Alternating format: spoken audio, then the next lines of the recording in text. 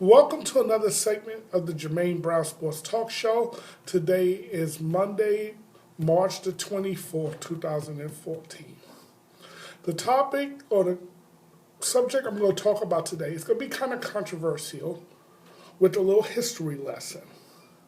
But I hope you're willing to listen and even research with an open mind. Now, it has to do with the signing of Michael Vick here with the New York Jets. This past Friday, on the 21st of March, it was announced that the Jets signed Michael Vick. And though the subject and the topic should have been about his play on the field the last 5 years, it wasn't. There were a lot of references in the New York media, print media in particular, about his days dogfighting, because they made a lot of dog references. I thought that was immature and petty by the New York media. And see, this is one of the reasons why a lot of athletes and a lot of people prefer not to deal with New York. New York have a very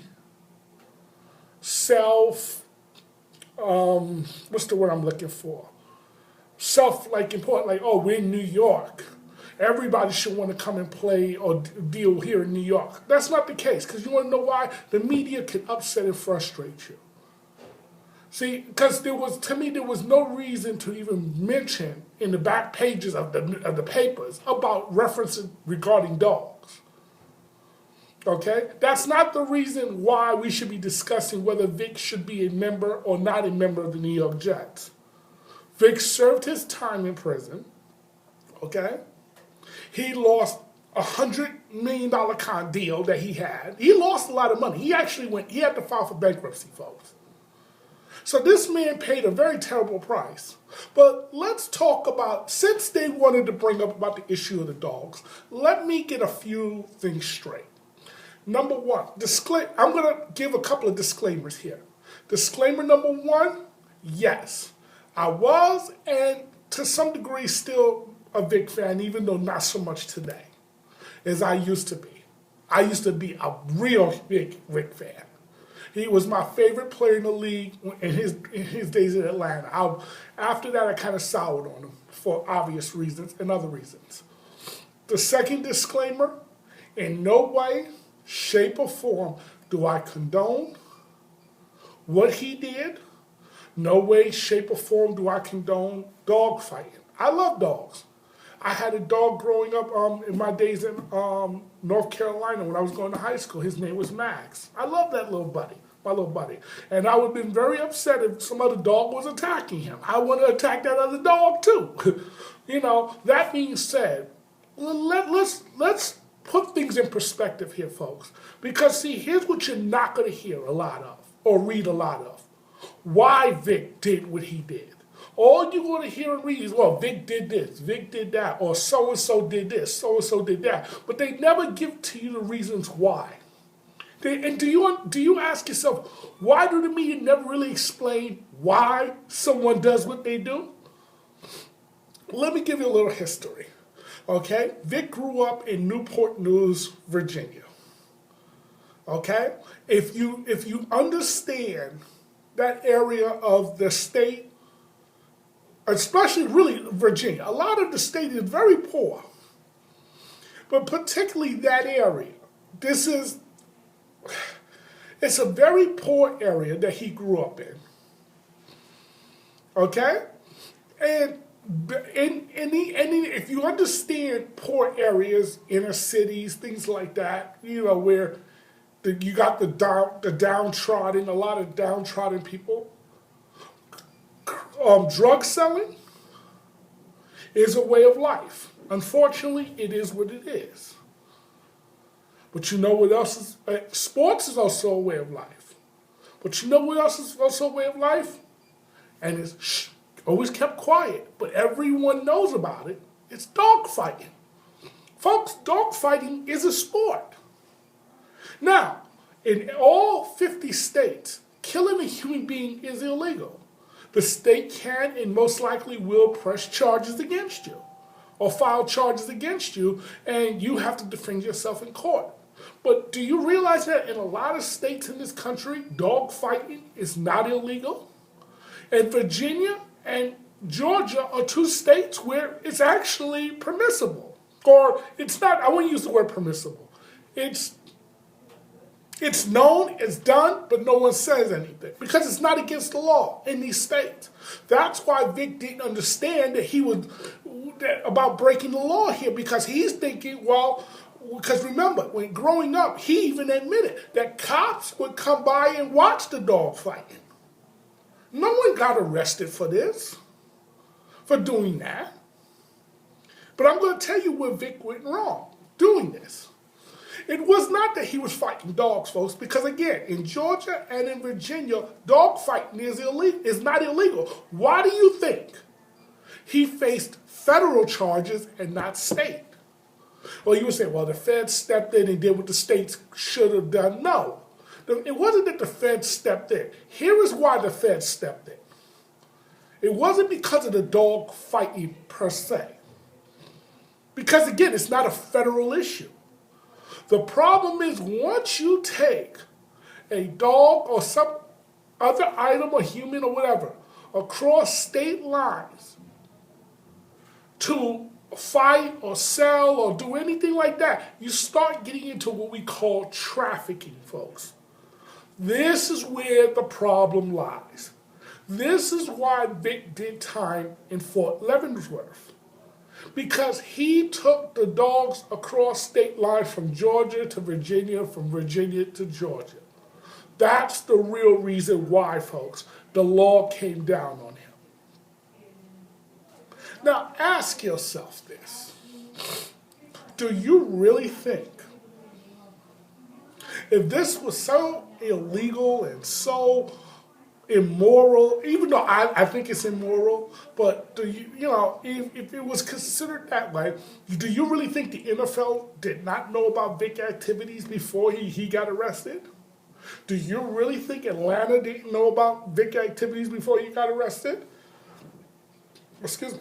If you believe that, I have a Brooklyn Bridge that I want to sell to you. I own that, if you believe that. Because you're naive. And unfortunately, the media preys on the public's naivety. So this way, they can continue to perpetrate the lie. Now, the NFL wanted to act all like they were outraged. Atlanta acted like they were out. These boys knew. First of all, you don't give a guy. Let's assume Vick's contract was fully guaranteed, like it is in other sports. Okay, we're going to take that assumption for the sake of this topic. Do you really think, even because it's not, his contract are not fully guaranteed, so I don't want to get into the minute of his particular type of contract or NFL players type of contract. So we're going to just assume like he had a $100 million deal.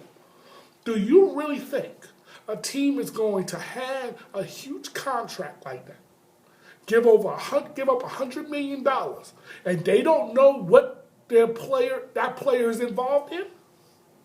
You really think they would have done that without doing some serious background check before they signed somebody that kind of deal? Think about this, folks.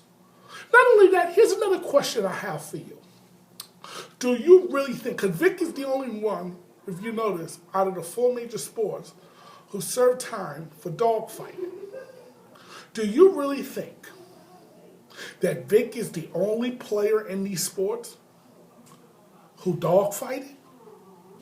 Or who was involved in it? Come on, folks. If you do, I have another bridge to sell you, the Manhattan Bridge. Vick wasn't the only player involved in this, but here's the problem. Again, Vick was high profile. That's the reason why the feds came after him. If Vick was some low-level guy, the feds wouldn't care. Trust me, they wouldn't have cared. Okay? If Vick was some low-level guy, some no-name guy, the feds wouldn't have cared. All right? But because Vick is a high-profile guy, to take down a high-profile guy, a lot of people can make a career off of that. Okay? So Vick's mistake was taking the dogs across state lines. So don't think for 1 minute that the NFL didn't know about this. The NFL knew about this. And when Deion Sanders even said as much, the NFL told him to shut up.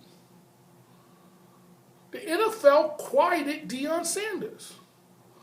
And notice that the media never bothered to do further investigating. They just left it at Mike Vick's feet. They never bothered to investigate because you don't know why? When it comes to the media, they love their NFL and they don't want to ever criticize it, the shield. Now imagine if Vick was a basketball player. Do you realize ESPN and all these other networks would have said, well, how many more players is involved with dog fighting? And they wanted to do some sort of expose and breaking down how many other players in the sport is involved with dog fighting to make the league look bad. But with the NFL, they automatically shut that down. And Vick wisely played ball with the NFL and didn't try to fight the NFL on this because Vick would have lost big time. Okay, he would have lost big time. Vick did the right thing. Just do your time, keep your mouth shut, and hey, when you come out, you'll be taken care of. Because there was already a deal made between Vick and the league. There was already a deal made between Vick and the league before he got out. That he'll be back in the league. And Goodell helped set the whole thing up. Vick even said as much. See, because remember, okay, it was Goodell who sent Dungy to go mentor and monitor Vick. Now, you have to ask yourself, why he sent Dungy? Because Dungy is one of the most, if not the most respected guy in the league. And even within the casual fans. He's also a Christian, so it was an easy sell. If Dungy backs Vick, it's easy to sell him to the other teams. Then if you had some no-name guy backing Vick, it took a high-powered guy like Dungy to back Vick. Okay? Now, so he was working with Vick while he was in prison, while Vick was in prison. And what Goodell was doing was laying the groundwork for when Vick returns, what type of team he was going to go to. And I remember the conversation as if it happened yesterday. Because Dungy, who is Vick's mentor, stated that there was only a couple of teams, or a few teams that Vick was going to go to. And he gave the parameters on those teams. Number one, he says they must have a stable and strong ownership. Okay, which is implying that not all organizations have that. Second, they must have a stable and strong, respected head coach. So ownership and management, then the head coach. Stable and strong, respected head coach. But then here was the third one. They must have already a franchise quarterback in place. Why was that last one important? Because the goal was not to bring Vick in to start right away. First of all, he would have struggled to fail because he would have been out of football shape. And second of all, to calm the masses, they had to do it the way they did it. Now, there were a few teams that was being talked about as possibilities. New England, and Bill Belichick said he would love to have Mike Vick, because at this time Mike Vick was cut by the Atlanta Falcons already. So, you can openly talk about a player in this situation. I remember Belichick saying he would love to have a guy like Mike Vick. But then the owner, Bob Kraft, immediately came out and said, why would I want to bring in Mike Vick when I got the best quarterback on the planet already quarterbacking my team? And he was right. Because why? What was he telling you? Vick is not a backup. Vick is not a backup. Mike Tomlin. Who wouldn't want to have a Vick on his team on the team? But we got Ben Roethlisberger. So what is he saying? Vick is not a backup. So I remember I was talking to my dad, and we was bandying about what team that we thought that would sign Mike Vick. I said, look for Philadelphia. Philadelphia made the perfect sense. Here's why. You have stable ownership in Jeff Lurie. Check. You got a stable and strong head coach in Andy Reid. Check. And you also have a franchise quarterback who was coming to the near or the end of his tenure there in Donovan McNabb. How did we know that? Because the season prior, they benched McNabb in favor of Kevin Kolb during a halftime game, against Baltimore. Now, you don't bench a franchise caliber quarterback unless you're planning on moving on from him. And because Cobb was not ready, Cobb didn't look good, they was forced to go back to McNabb, and then they gave McNabb a lot of money for one more year. So the agreement was they would bring in Mike Vick. I already knew it. I said, look for Philadelphia to get Vick. Because why? He could sit one season behind McNabb, learning how to play the quarterback position and there would be no threat from the fans to start Mike Vick right away. And I remember something Mike Vick saying, that he really wanted to play right away because now he knew he done lost a year and a half off his career. Because he spent 18 months behind bars. So he was trying to make that up. Time you really cannot make up, folks. You can't make up that lost time. That's lost time. So what happened was he said he wanted to play right away. But the league was like, nah, that wasn't going to happen. So there were other teams that were interested. Now they want to make the media wants to act like, oh, Philadelphia was the only team interested. That's nonsense, folks. Buffalo was interested and Cincinnati was also interested, and they both said as much. We want Mike Vick. But notice he signed in Philadelphia. Now, what I didn't know at the time, but Vick confirmed it later on, and he got in a little trouble for this. But he says Goodell steered him to Philadelphia. And how did Goodell do it? By implying or threatening that if he didn't go to Philadelphia, he wouldn't get back in the league. Because he said, well, if you want to be reinstated, you have to go to Philly. This is what the commissioner told Vick. Vick idiotically admitted that. He should have never admitted that because that confirmed what I already suspected, that the league was behind this move to him going to Philly. So the setup was already in. So the league want to make it act like, oh my God, that's why that press conference that Jeff Lurie gave was a bunch of hogwash, okay? Acting like he was so upset. Because if you was that upset, why did you sign the guy? You want to know why they signed him? This is about money, folks. Always have been, always will be. This is about money. Oh, would there be some protests? Yes, there would have been some protests. They even expected as much. But this was always about money. When he got back, who became one of the highest selling jerseys in the league? For all this outcry about, oh my God, what he did was so disgusting, yet one of the highest selling jerseys in the league was still Mike Vick. Go figure. Go figure. And again, I maintain, had Vick never took those dogs across state lines to go from one state to the other, he would still be doing dog fighting today. And as a matter of fact, back when he got arrested, a reporter asked Clinton Portis, who was the running back of the Washington Redskins at the time, his thoughts. Clinton Portis said, well, people should mind their business. He didn't kill anybody, no human or anything like that. He killed dogs. Dog fighting is a sport. So the reporter ignorantly, or not ignorantly, but maybe he was seeing what Clinton Portis knew, he said, well, it's against the law to kill, to have dog fighting. Dog fighting, folks, is not against the law. Not in a lot of states. Some states it is, but not in a lot, especially in southern states. It's not against the law. Okay? If Clinton Portis had knew this, Clinton Portis could have came back and said, buddy, you need to do your homework.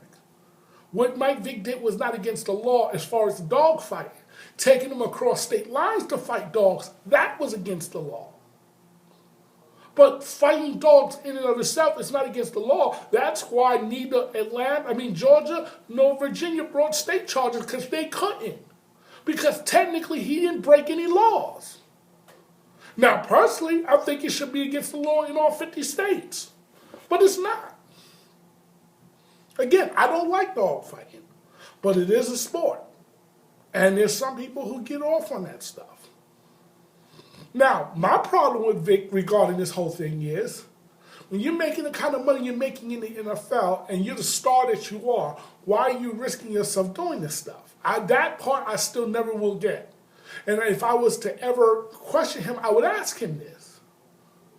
Why would you take that risk? Because, the money you're making in dogfight was puny compared to what you're making in the NFL.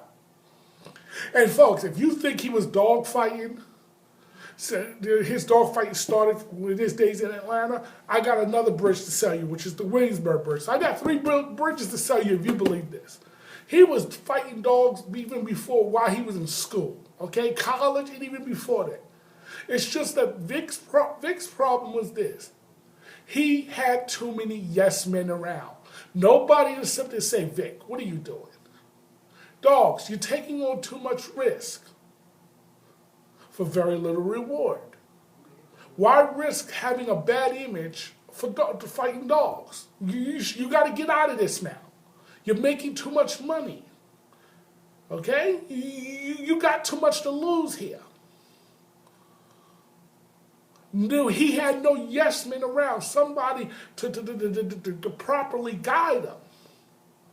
Because the problem is a lot of these poor athletes who come out of these poor neighborhoods, they tend to unfortunately bring their homies around. And these guys have no business or social etiquette or business or social conscience, so they don't know. All they can do is talk and advise that player on what they know, which is selling drugs, committing crime, doing something stupid. It's the player who's got to learn to leave the neighborhood behind. If you come, sometimes you got to leave your neighborhood behind. He got too big that he forgot about the neighborhood. Good. Jay-Z would not be where he's at today if he was still acting like he was from Marcy Projects in Bed-Stuy. If he was still acting that way, he would not be where he's at today. Okay? Not to the extent that he's at today. He would not be there if he was still acting as if he was from the hood. You can come from the hood, but nobody wants you continue to act like you got to kind of, as we say, grow up. You got to grow up. Okay? This is how you stay out of trouble. This is why Allen Iverson, unfortunately, Pac-Man Jones, a lot of these people get caught up in a lot of things because, unfortunately, they don't learn to leave the neighborhood behind. They never learned that. It took Vick 18 months to get that understanding. Leave them, boy, because what happened? When the feds come bringing their hammer, everybody is scattering for cover like rats, okay? Everyone was like little mice. Everybody was scattering, roaches. They were all scattering for cover because no one wanted to get hit by that hammer. No one was going to be doing Vick's time.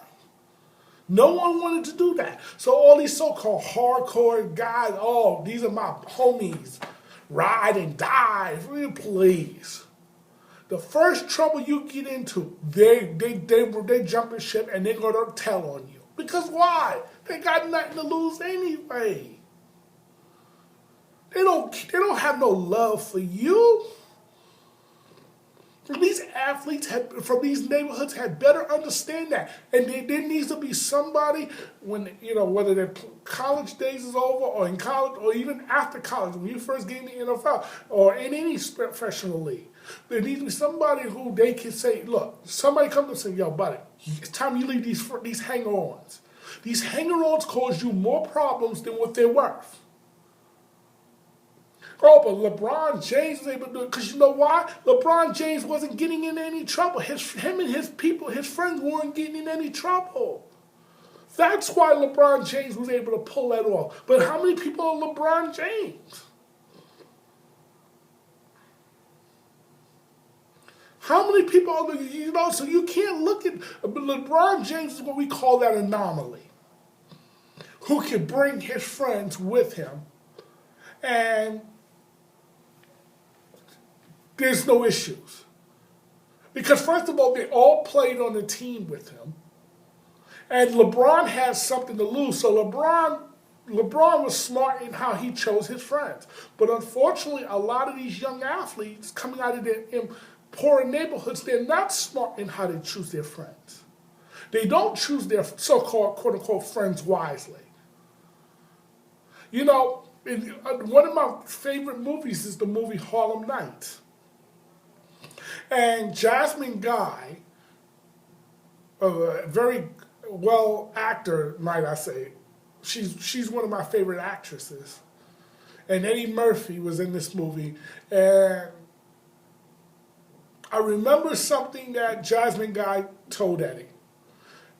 She said that Mr. Calhoun, who was the boss of a criminal empire during that day, or in that movie during that day, you know, she said that Mr. Calhoun taught me a lot about the business. So Eddie Murphy, known as, he wasn't Sugar because that was Richard Pryor, Sweet, I forgot his name in the movie. But anyway, he said, well, what did Mr. Calhoun teach you about the business? That everyone in the business is a criminal, and how could you ever trust a criminal? Now, why is that statement important? Let's go back to the sports. When you, as a kid growing up and you're playing basketball or football or baseball and you're a star, or you got talent, the people who's going to want to, quote unquote, look after you and befriend you are criminals. A lot of them are criminals. Drug activity, gang activity, whatever little activity they may be in. Okay? And when you are rising in college, high school, and college, and you get to the pros, do you think these guys have your best interest at heart, say you better leave us behind? No. They want you to now take care of them because why? They took care of you while you were younger. See, this is how they hook you in, making you think now you owe them. You don't owe them anything, but they're going to make you think you do. So they expect you to bring them along. And unfortunately, when you bring them along, you're bringing along the criminal activity as well. And again, remember that statement. Everyone in the business is a criminal. And how could you ever trust a criminal? Because when you get yourself in trouble at the pro level, these guys ain't getting in trouble with you. These guys will turn on you faster than you can blink. You can't trust them. And they're going to leave you literally holding the bag after they done milked you some. This is the problem. This is why Aaron Hernandez is sitting in a jail cell in Connecticut and not playing for the New England Patriots.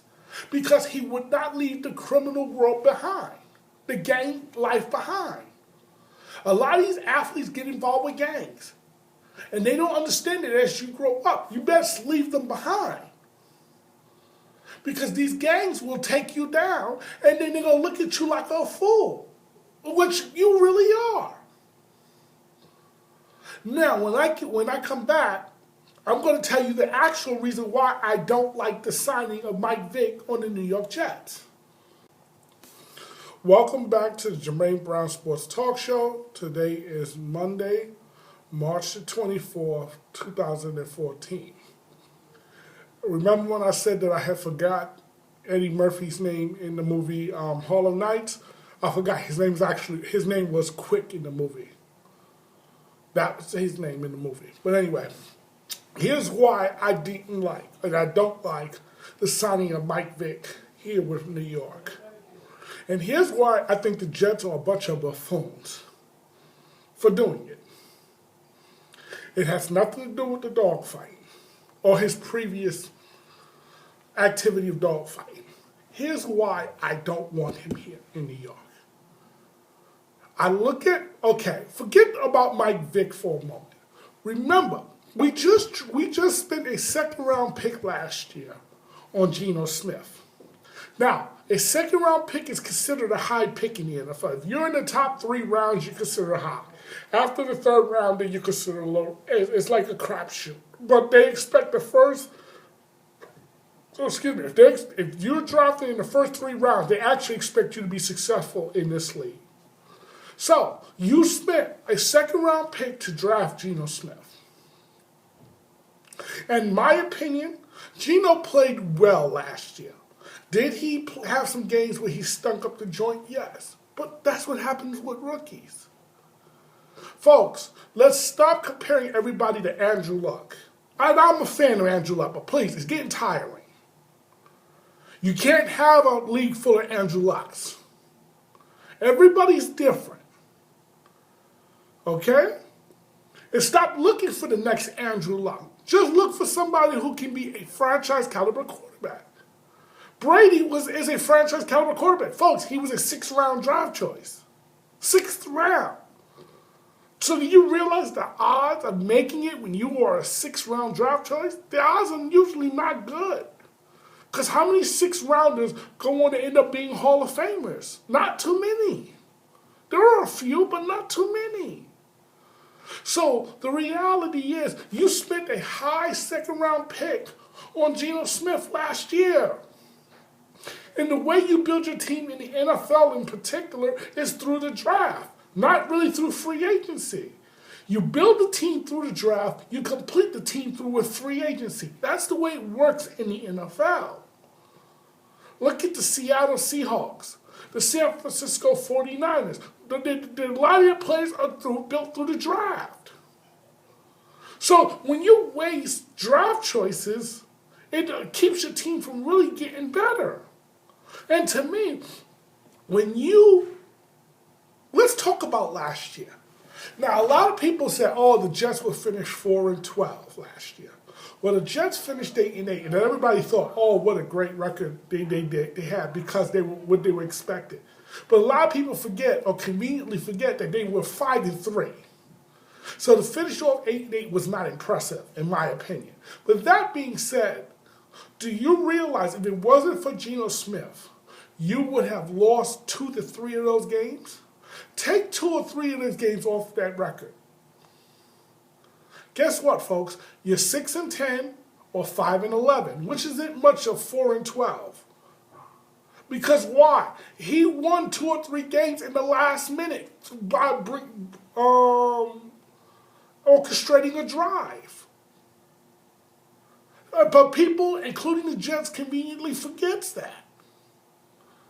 So Geno Smith was as much of a reason for you finishing 8-8 as that defense. But no one is saying that. And yet Geno Smith didn't have the weapons. So you're trying to judge him when he doesn't have the right weapons. Geez, that's a fair assessment. Just like a lot of people say, oh, Brady had a bad year last year. Of course he did. Look at the weapons he had to throw to. What do you expect? What do you expect? If you don't have good weapons, you don't have good weapons. Why do you think New England's spending the money now to get him weapons? This is not coincidental. So, the topic is Geno Smith. So, by bringing in Mike Vick, what you basically admitted saying was that pick was a waste. And the last time I checked, you don't build winning teams by wasting high draft picks. Oh, don't give me this. Well, he's here to push Geno. Push him to where? Off the cliff? Because Vick let it be known, I'm a starter. I'm not a backup. Vick doesn't really make the ideal backup. He's a starter. Right at this point in his career, he's still a starter. So that's the main reason why I did not want Mike Vick here, because now it sends the wrong message to your 2nd round pick.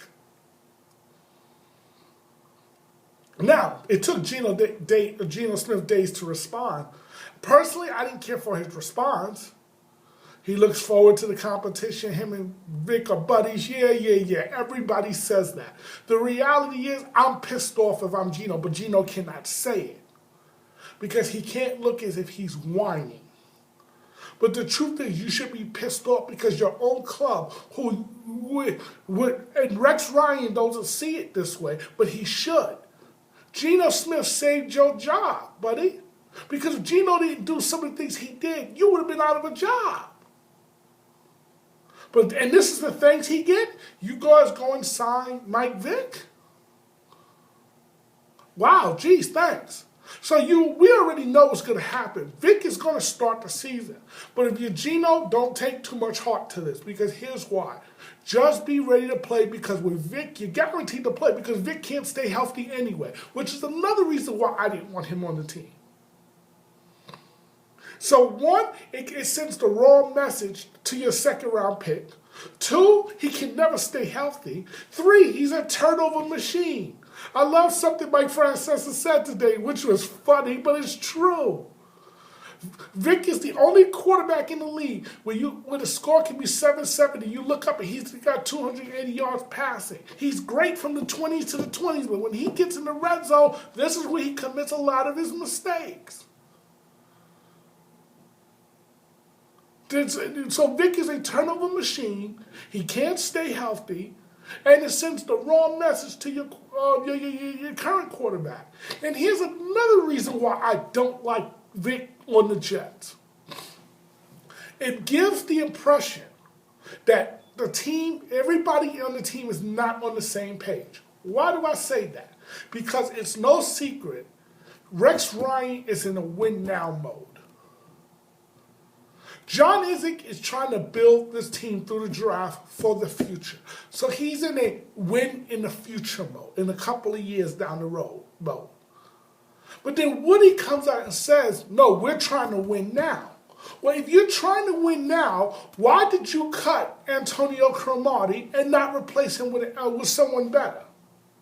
Why did you let Dominique Rodgers-Cromartie leave the building and go over to your crosstown rivals? Why did you do this? Why did you not adequately replace Antonio Cromartie if you were trying to win now?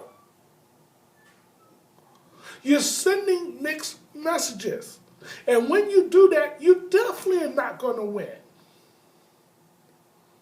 You're sending the wrong... It's like the GM, the owner, and the coach is not on the same page.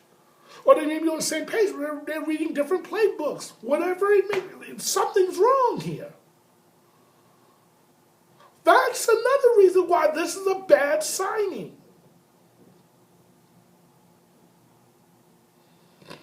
So now, if you're Rex Ryan, you're putting your future in the hands of Mike Vick. 10 years ago, that would have been a pretty good bet to make. Not today. The Vick of today, if you would have made this move 10 years ago, I would have said great move. But I'm sorry, at this stage in Vick's career, you didn't need to bring him here, and now you got the media circus that you now have. Congratulations. Because now you done brought in the media circus to go with it. If you thought the media circus with Tim Tebow was bad, you've seen nothing yet now with Vick because it has already started. And wait until Vick gets on that field and starts throwing his beautiful looking passes and stuff. And the media starts fawning over his passes. Because, he does throw some beautiful balls, bro. Ooh, he throws some beautiful balls. But that being said, you wait. It's just getting started with Vick. And I thought the circus left the town, but you brought it right back.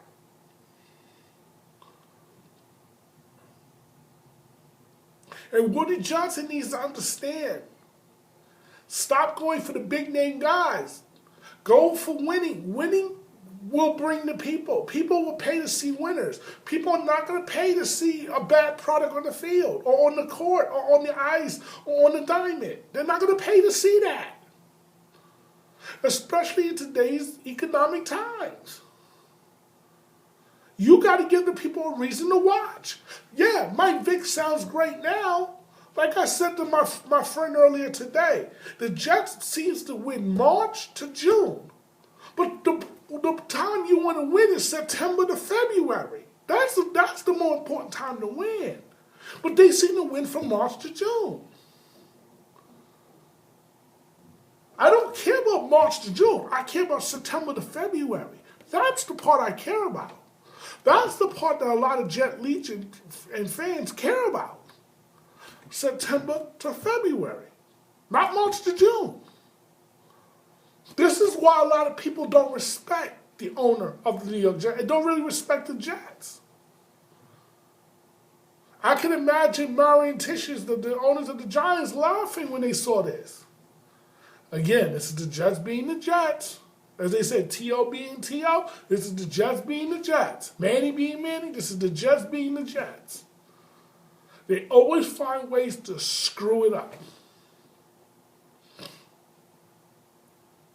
And Vick will be your starter on day one. It's pretty much certain, folks. He's going to be your starter on day one. But if you or Geno Smith be ready to play, because with Vick, you're going to play. That's a certainty. And if you come out and you're not ready to play, I'm going to be very upset with you. Be ready to play, because with Vick, you're certain to play. That's pretty much a guarantee. I want to thank you for watching another segment of the Jermaine Brown Sports Talk Show. Take care and have a good night.